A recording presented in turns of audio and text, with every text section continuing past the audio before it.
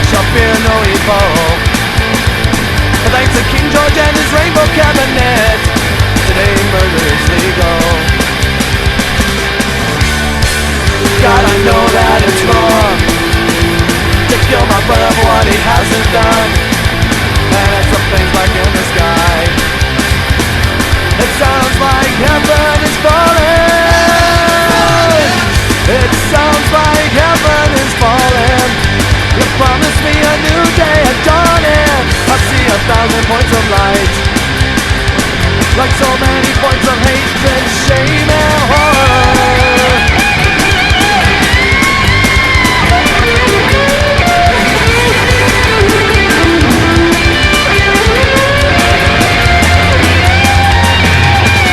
God, I wanna be a man, but I don't wanna die with a rifle in my hand, and as the planes like in the sky. It sounds like heaven is falling. It sounds like heaven is falling.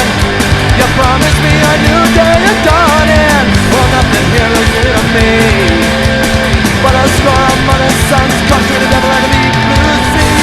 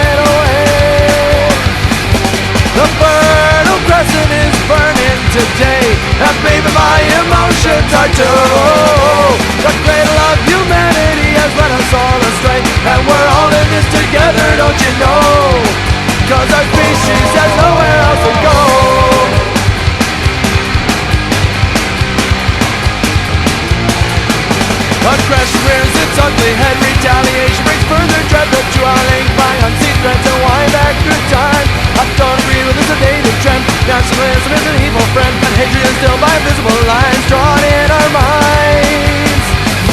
The fertile crescent is haunting us today, and maybe our instincts are too. The ghost of humanity is warning us this way, and I think we all should eat it, don't you know? 'Cause we've got nowhere else to go.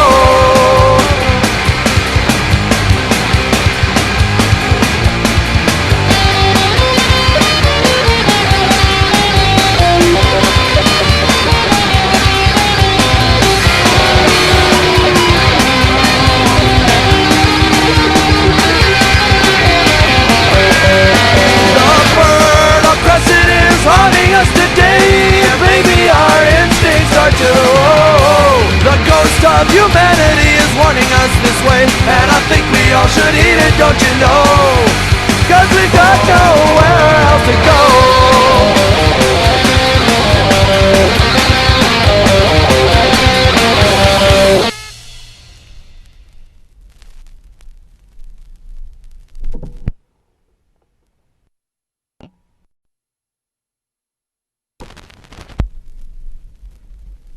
As I talk at the end of January, we're in the midst of a disaster that could turn into a huge catastrophe.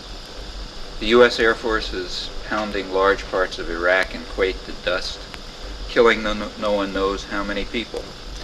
American troops are about to march into what could be a meat grinder. There are two countries fighting this war, the United States and England.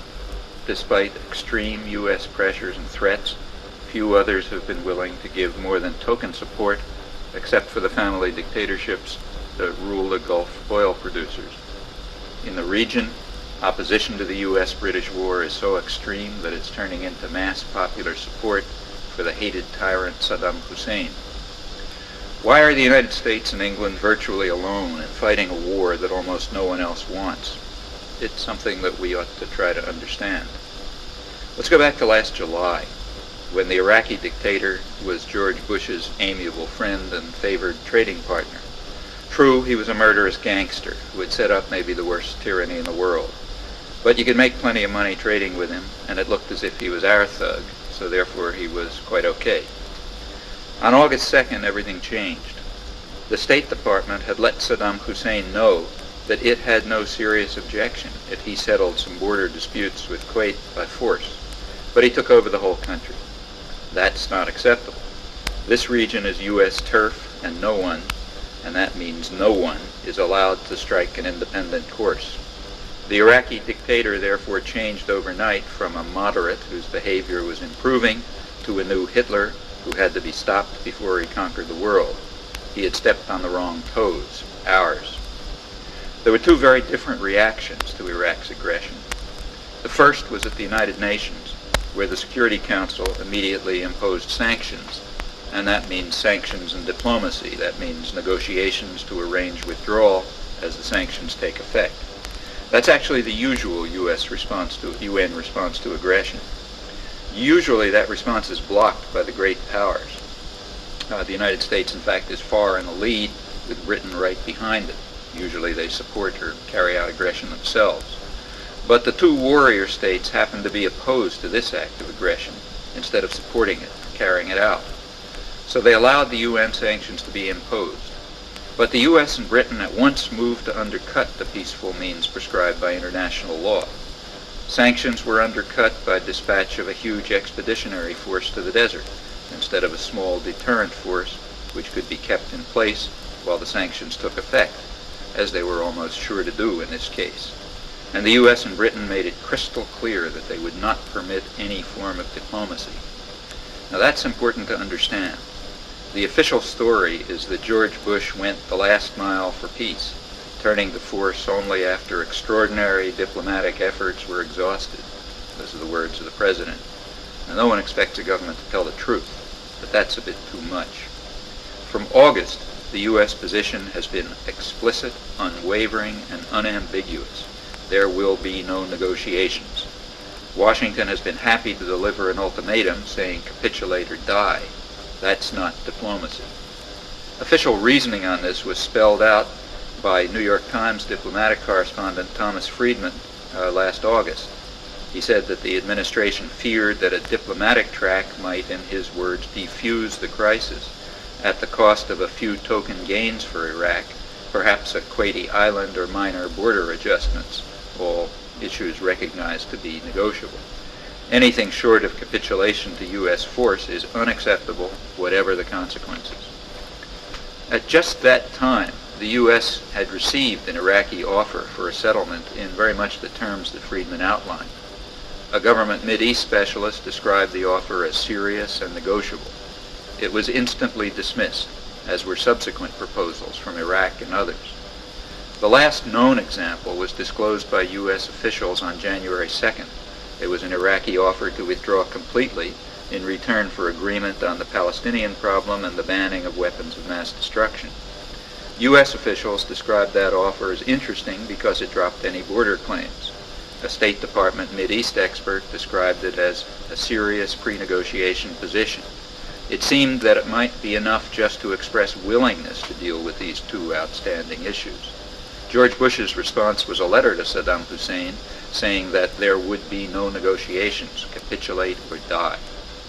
Now, the official reason for this is that the United States can't reward aggressors by allowing what's called linkage to the Arab-Israel conflict and the elimination of weapons of mass destruction, as Iraq has in fact long requested. But we know for certain that the official reason is a fraud. The U.S. commonly rewards aggressors and pursues elaborate linkage, even in the case of far worse crimes than this one. Furthermore, the The U.S. had rejected a diplomatic settlement of these two outstanding issues, including Iraqi offers, long before the invasion of Kuwait. The U.S. has rejected diplomacy because it opposes a settlement of the Arab-Israel conflict that recognizes Palestinian rights, and it wants Israel to retain its hundreds of nuclear weapons. Since the U.S. is virtually alone in the world in this stand, apart from Israel, it rejects diplomacy, and therefore rejects linkage. That's the plain and simple truth of the matter. Why have the U.S. and England insisted on rejecting a diplomatic settlement which might well have ended the crisis without war? To answer this question, we have to ask just how these two countries are different from others, and the answers are pretty clear. The U.S. and Britain are the two countries that imposed the imperial settlement on the region, and they naturally arranged it in their own interest. The settlement they imposed guaranteed that the United States and its British ally would control the richest energy reserves in the world, and crucially, would benefit from the enormous profits that they yield. These profits have given very substantial support to U.S. and British corporations, financial institutions, and their economies generally. The essential points captured by a joke going around Wall Street. Question: why do the United States and Kuwait need each other? Answer: Kuwait is a banking system without a country, and the United States is a country without a banking system. Like a lot of jokes, it's not a joke. There's a second major respect in which the U.S. and Britain are different from their allies. They have troubled economies, but they have a near monopoly of force. With the Russians having withdrawn from the world, there's no longer any deterrent to their use of force. It hardly comes as a surprise that the two warrior states want to establish the principle that the new world order is to be ruled by force, in which they reign supreme. That's not a pretty picture, and it's going to become much uglier if the citizens of the two radical militarist states allow this to happen.